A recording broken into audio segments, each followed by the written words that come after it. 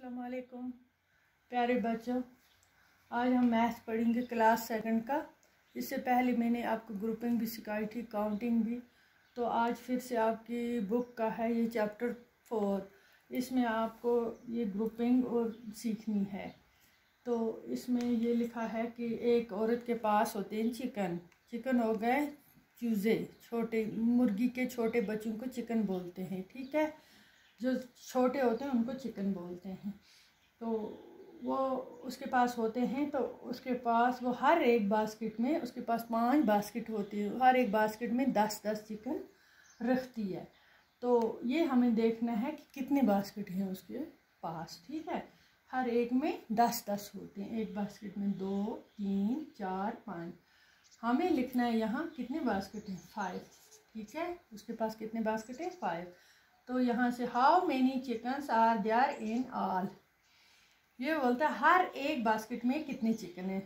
पहले हमने गिने 5 हैं, अब हमें देखना है कि हर एक में कितने। 10 इसमें आते हैं, 10 इसमें आते हैं, कितने हो गए 20।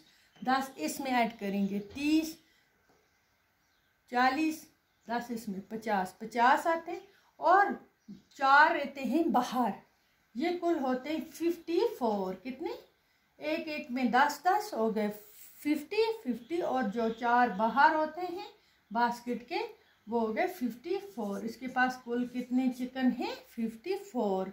अब है तीसरा पार्ट इसका, there are dash baskets of 10 chicken. यहाँ भरना है हमें कि हर एक बास्केट में कितने चिकन हैं।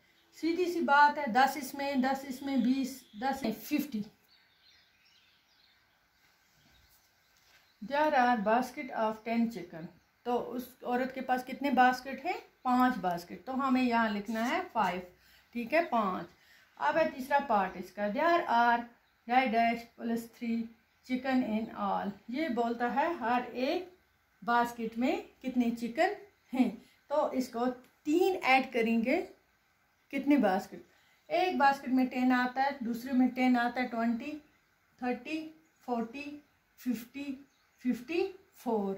यानी कि हम 51 से प्लस करेंगे 3, हो गया 54।